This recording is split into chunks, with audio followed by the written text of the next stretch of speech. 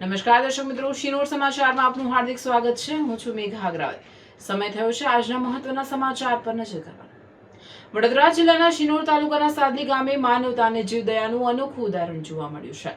Sadhli દિવે road પર આવેલા ખેડૂત ભૂરાભાઈ પટેલના ફાર્મ હાઉસ ખાતેના અંદાજે 100 થી 150 ફૂટ ઊંડા કૂવામાં 4 દિવસથી ખાબકેલા એક શ્વાનનું શિનોર વન વિભાગના માર્ગદર્શન હેઠળ વાઇલ્ડ લાઇફ ટ્રસ્ટ માલસર ભરત મોરની ટીમે સ્થાનિક લોકોના સહયોગથી દિલધડક રેસ્ક્યુ ઓપરેશન હાથ ધરી શ્વાનને સુરક્ષિત રીતે બહાર કાઢ્યો હતો.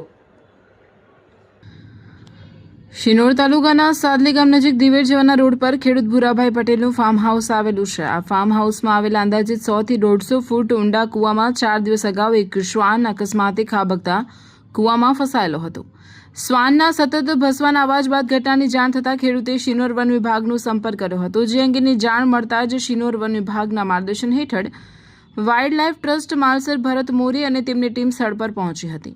સ્થાનિક લોકોના સહયોગથી રેસ્ક્યુ કામગીરી શરૂ કરવામાં આવી હતી. કૂવાની ઊંડાઈ અને મુશ્કેલ પરિસ્થિતિ વચ્ચે ટીમ ભારે જહેમત ઉઠાવી રેસ્ક્યુ સાધનો વડે શ્વાન સુધી પહોંચી હતી. લાંબી મહેનત બાદ શ્વાનને સુરક્ષિત રીતે કૂવામાંથી બહાર કાઢવામાં સફળતા મળી હતી.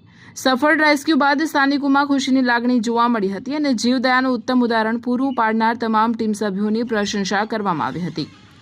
રિપોર્ટર સંજય ખત્રી, શિનોર સમાચાર ન્યૂઝ, શિનોર. મારી ટીમ વડોદરાથી મેં રેસ્ક્યુ કરવા માટે બોલાવી છે.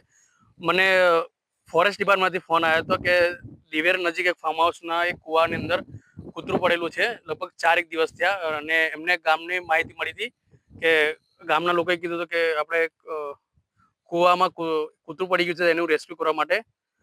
એના પછી હું જે જગ્યાએ રેસ્ક્યુ કરવાનું ત્યાં મેં વિઝિટ કરી અને કૂવો ખૂબ ઊંડો હતો, લગભગ 100 થી 150 ફૂટ ઊંડો હતો. એના માટે અમારા 2 રેસ્ક્યુઅરને મેં વડોદરાથી બોલાયા હતા, કારણ કે સાધન સામગ્રી માટે. અને એના પછી અમે સફળતાપૂર્વક ગામના છોકરાઓના સપોર્ટથી અને અમારા રેસ્ક્યુઅરની સપોર્ટથી ખૂબ સરસ રીતે અમે રેસ્ક્યુ કરી લીધું છે અને રેસ્ક્યુ સફળતાપૂર્વક થઈ ગયું છે.